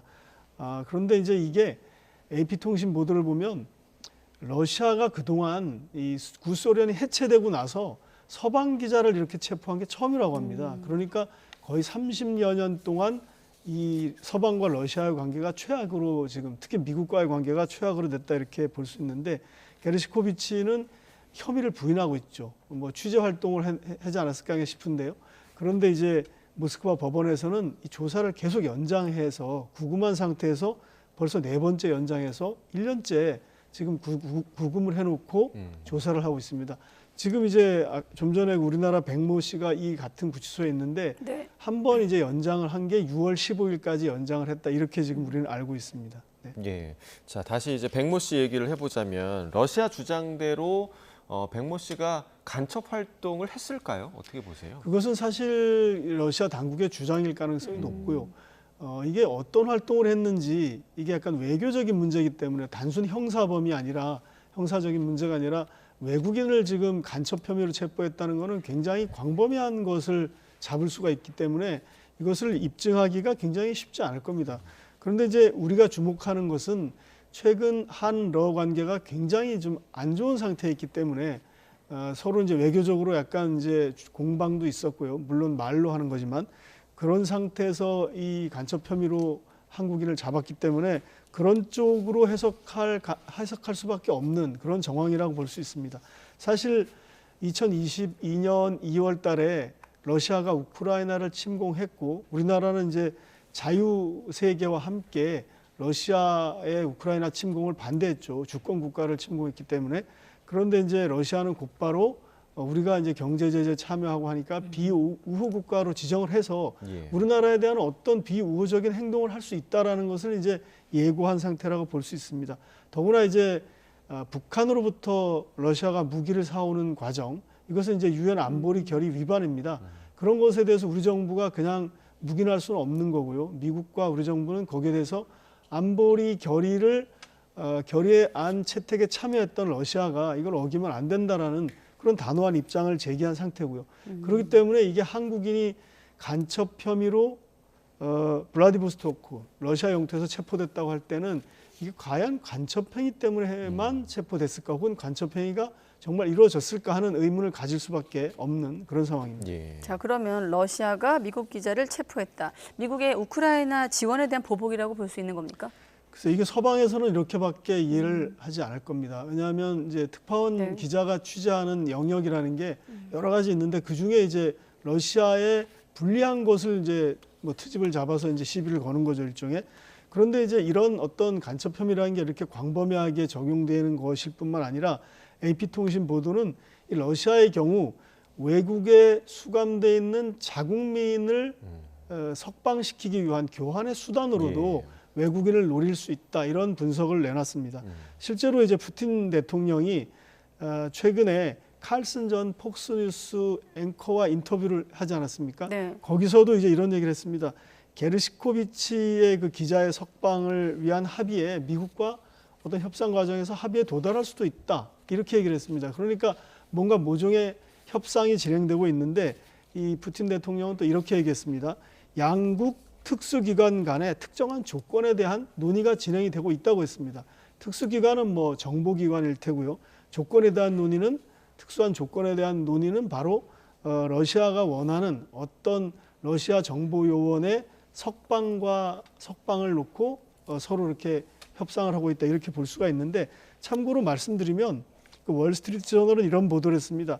푸틴 대통령이 현재 독일에 수감 중인 러시아의 전 정보요원을 이 게르시코비치와 그 월스트리트 저널 기자입니다. 이 두 사람을 교환하려고 하는 거다, 이런 분석을 내놨습니다. 그러니까 아마도 러시아가 이 독일이나 미국을 상대할 때는 이 특파원을 간첩 혐의로 잡았을 때는 그것을 이제 그 자기네 나라 정보요원이 체포되고 그 체포된 정보요원을 빼내기 위한, 지금 현재 이 러시아의 크라시코프라는 정보기관 출신의 이 사람은 체첸 반군 지도자를 살해했습니다, 이 사람이. 그래서 독일에 지금 수감이 돼 있습니다. 이 사람을 이제 이 게르시코비치라는 월스트리트 저널 기자와 석방을 하는 것을 교환하려고 하는 이제 그런 것은 아닌가라는 분석도 있는 겁니다. 네. 네. 시간 관계상 짧게만 우리 외교부 입장은 지금 어떻게 나오고 있습니까? 외교부 입장이 이제 나왔는데요.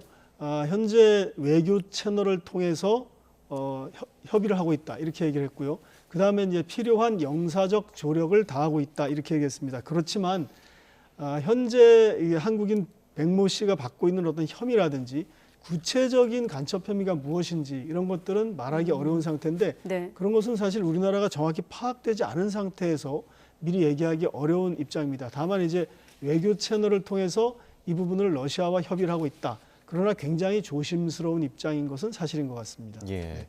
자, 그리고 또 이제 미국 정보기관의 분석이 하나 나왔는데, 최근 북한이 러시아와 밀착하는 이유 중에 하나가 핵 보유국으로 인정받고 싶어 하기 때문이다, 이런 분석이 나왔더라고요. 맞습니다. 이제 주목할 대목은 러시아는 안보리 상임이사국이고요. 네. NPT라는 비확산 체제, 핵 비확산 기구의 주축국입니다. 주도국이기 때문에 이 두 나라가 만약에 이 두 나라가, 즉 러시아가 이 두 개에 다 가입하고 세계 질서를 주도하고 있는 러시아가 북한을 만약에 핵무기를 묵인한다면 이것은 굉장히 북한에게는 이득이 되기 때문에 북한은 이런 과정을 통해서 핵무기 보유국으로서 인정을 받으려는 것이다, 이런 것이 이제 하나의 판단인데요. 이게 미국 정보기관을 총괄하는 국가정보국 DNI의 판단입니다. 그러니까 북한이 더구나 러시아에게 교류와 협력을 강화할 뿐만 아니라 무기까지 제공하고 있지 않습니까? 그러니까 이런 걸 통해서 러시아의 북한 핵무기에 대한 묵인을 받아내려고 하는 거다, 이런 얘기를 하고 있는 거고요. 이런 게 이제 아마도 시간이 길어지면 러시아가 물론 NPT에 근거해서 북한의 핵 보유를 반대하긴 하겠지만은 이것을 이제 시간이 지나면 사실상의 핵 보유국으로 인정될 수 있는 우려가 우리에게도 있는 건 사실인데 이제 이 D&I에서 얘기한 것 중에 하나를 더 주목해서 보자면은 네. 김정은은 미국과의 동맹을 위협하는 어떤 재래식 군사 능력, 그다음에 핵 능력을 계속 강화할 것이다라고 하면서 이 김정은이 이제 핵을 폐기하는 협상에는 나서지 않을 것 같다라는 분석을 내놨습니다. 예. 우리로서는 이제 굉장히 좀 다른 국면으로 넘어가는 거기 때문에 만약에 그렇다면 굉장히 주목할 대목인 것 같습니다. 네, 네, 알겠습니다. 북한의 움직임을 분석한 미국 정보기관 얘기까지 들어봤습니다. 강성호 해설위원 실장과 함께했습니다. 고맙습니다.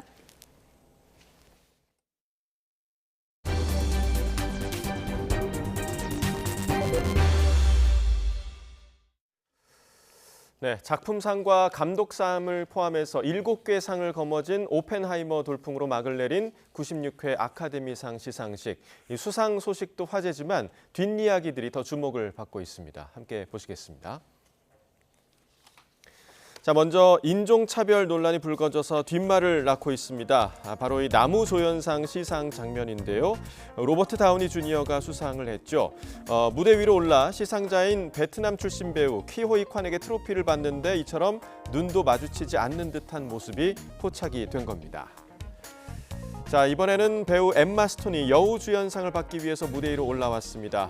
지난해 수상자 말레이시아 출신의 양자경이 트로피를 건네주었는데 역시 제대로 인사를 하지 않은 채 옆에 있던 제니퍼 로렌스에게로 향하죠. 그러자 제니퍼가 이 트로피를 빼앗듯이 가져다가 엠마 스톤에게 안겨줍니다. 자, 이 두 장면이 겹치면서 공교롭게도 아시아계라서 차별한 것 아니냐 이런 비판이 일었습니다. 이후에 이 배우들이 무대 아래에서 동양계 배우들과 인사를 나눈 사진과 또 SNS 글을 올리면서 수습을 하긴 했지만 찜찜함을 남겼습니다. 자, 그리고 아마 이 장면에 깜짝 놀란 분들 많으시죠. 프로레슬러 출신의 배우 존 시나가 시상식에 벌거벗은 채로 등장한 건데요. 꼭 50년 전입니다. 1974년 아카데미 시상식에서 한 남성이 나체로 무대에 난입했던 것을 흉내낸 퍼포먼스였습니다. 자, 이번 시상식은 미국의 ABC 토크쇼 진행자로 잘 알려진 지미 키멜이 진행을 했는데요. 이 사회자가 남긴 말도 화제입니다. 특히 SNS를 통해 자신을 비난한 트럼프 전 대통령을 직접 거론하며 이렇게 조롱했기 때문입니다. Thank you, President Trump. Thank you for watching. I'm surprised you're still watching. Isn't it past your jail time?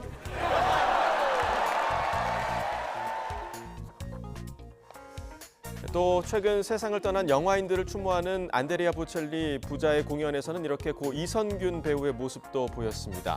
이들을 기억하는 의미로 많은 청중들이 기립박수를 보내기도 했습니다. 아카데미상 시상식 후일담이었습니다. 네, 최근 보잉 항공기 사고가 잇따른 가운데 이번엔 보잉 787이 급강하는 사고가 있었습니다. AP와 로이터 통신 등에 따르면 현지 시각으로 11일 호주 시드니에서 뉴질랜드 오클랜드로 향하던 칠레 항공사 라탐 항공 LA 800편이 급강하였습니다. 이 사고로 최소 10명이 크고 작은 부상을 입어 응급치료를 받았으며 이 가운데 13명이 병원으로 이송됐습니다. 이 여객기에는 승객 263명과 승무원 9명이 타고 있었습니다. 네, 한국 시문학의 대표적 작가죠. 고 박목월 시인이 1930년대부터 1970년대까지 쓴 미발 표시 290편이 발견됐습니다. 박목월 유작품 발간위원회는 오늘 기자회견에서 박 시인의 장남인 박동규 서울대 명예교수가 자택에 소장한 노트 62권과 경북 경주 독립모걸문화관에 보관 중인 18권의 노트에서 미발표 6필시가 대거 발견됐다고 밝혔습니다. 네, 여러분 혹시 강해영 아십니까? 가까이 있는 전남 강진 또 해남 영암군이 공동 관광 홍보로 지역 경제를 활성화하기 위해서 이렇게 손을 잡은 건데요. 지역 관광의 새로운 협력 모델을 제시하는 데에서 더 나아가 인구 소멸에 대응하기 위한 새로운 성장 동력을 찾는 의미도 담았습니다. 김범환 기자가 소개하겠습니다. 정정 전남은 다도해 해상 국립공원과 해양치유 등 천혜의 자연 환경과 풍부한 문화 관광 자원을 자랑합니다. 고려시대의 청자와 다산 초당, 영랑 생가 등 남도답사 1번지로 이름난 강진. 오는 관광객을 위한 길이고 지역경제를 활성화시키는 길이 반값 가족 여행이라고 생각합니다. 그래서 할인의 폭을 넓혀서 많은 관광객이 오고 땅끝 관광지와 명량 대첩의 울돌목, 대흥사, 그리고 마세고장 프로젝트 미남축제의 해남. 해남군은 다양한 축제를 통해서 또 다양한 관광지를 활용해서 많은 관광객들이 강해영을 찾을 수 있도록 다양한 노력들을 해 나갈 계획입니다. 국립공원 월출산과 기찬랜드, 일본의 학문을 전한 왕인 박사 유적지로 유명한 영암. 지자체가 단독적으로 할 수 있는 일들이 한계에 부딪혀 있고 경쟁이 아닌 협력을 통해서 지역이 상생하고 지역 경제권이 활성화된다는 측면에서 매우 효과적인 협력 체제다라고 볼 수 있을 것 같고요. 강진과 해남 영암군이 권역 관광 활성화를 통해 인구 소멸에 함께 맞서기 위해 손을 잡았습니다.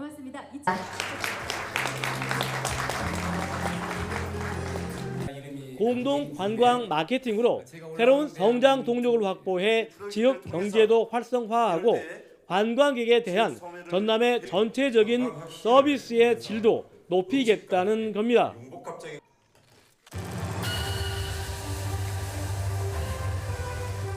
하나보다는 둘, 둘보다는 셋이 함께 할 때 관광 홍보 마케팅의 시너지는 커질 것이라는 게 자명합니다. 이 세 개의 시군이 스스로 자발적으로 상생의 어떤 묘수를 찾는 과정에서 나온 매우 획기적인 아이디어 중에 하나라고 생각하고 있습니다.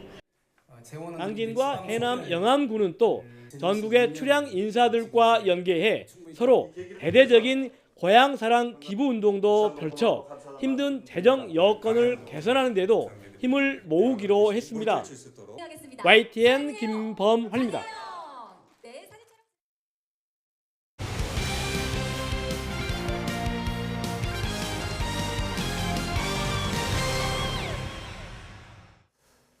스포츠 소식입니다. 코리안 몬스터 한화의 류현진 선수가 시범 경기에 선발 등판해 실전 감각을 조율했습니다.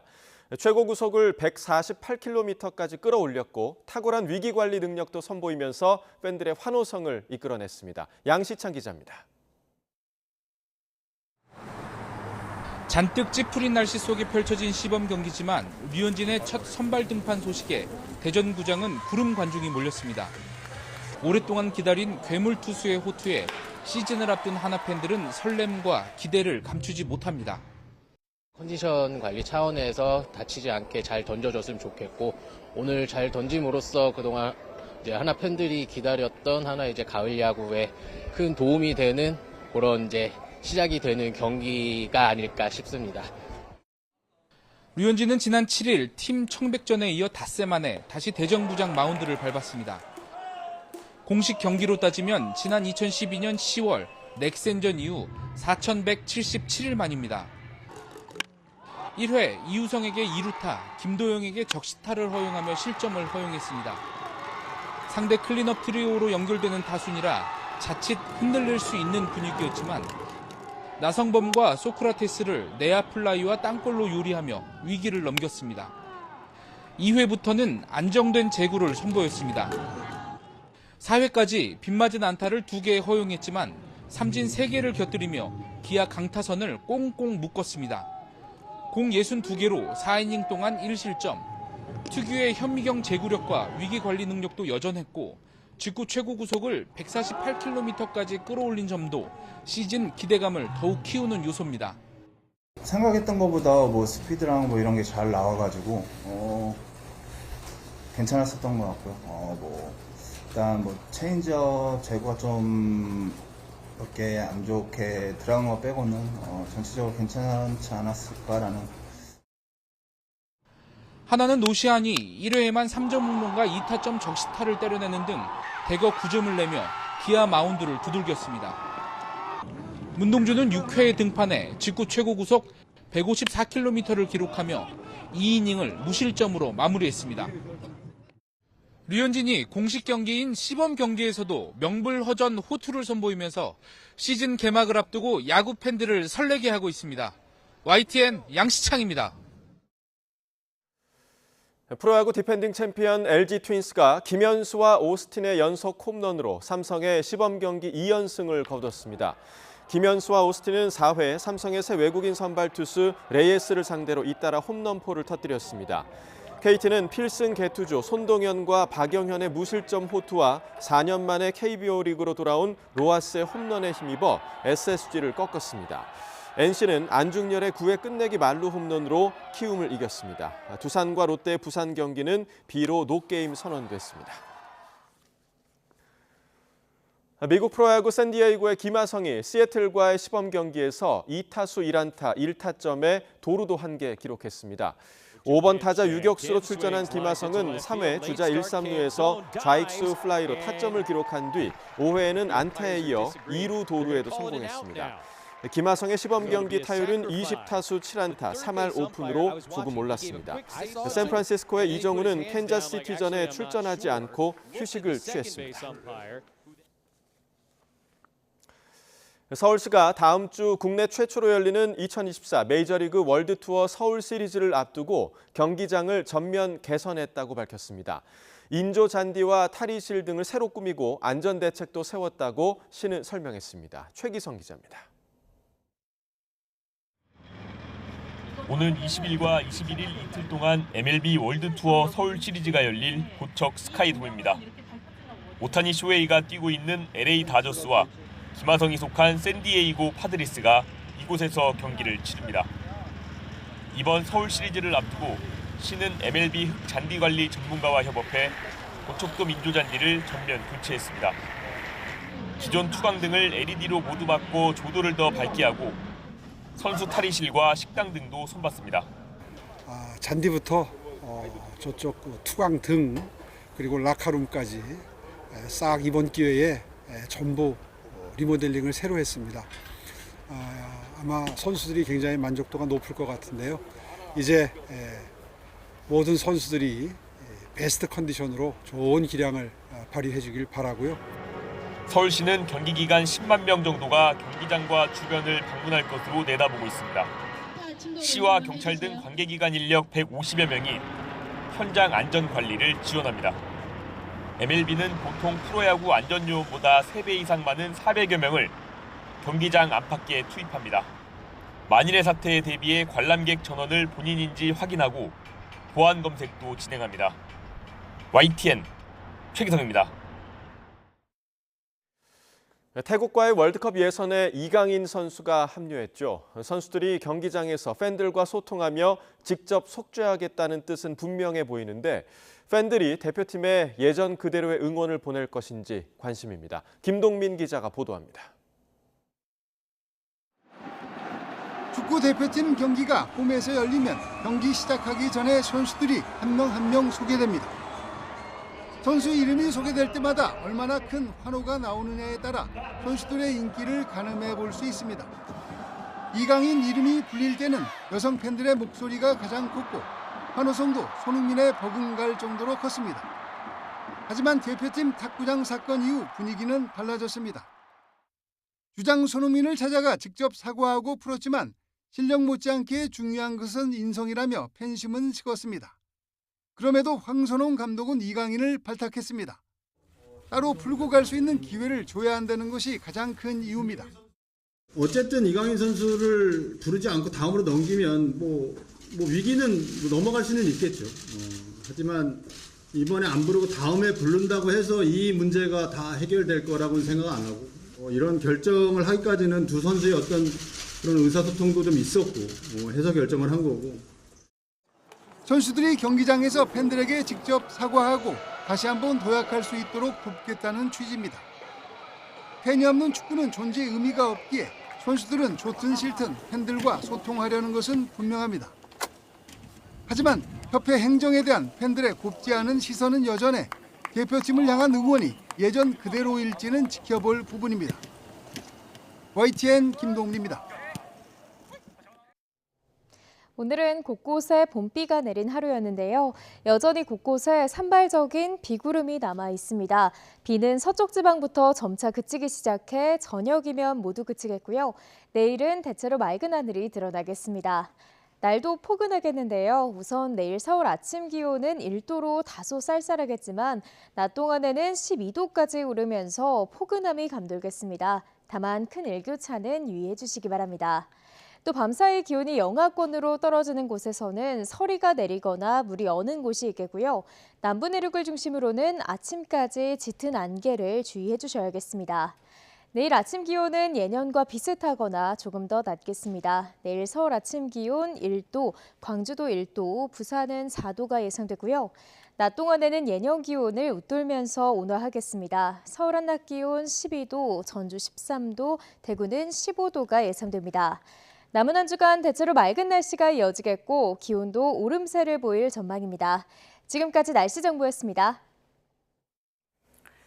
네, 가장 빠른 종합 뉴스 뉴스큐 마치겠습니다. 이어서 이브닝 뉴스가 방송됩니다. 함께해 주신 여러분 고맙습니다.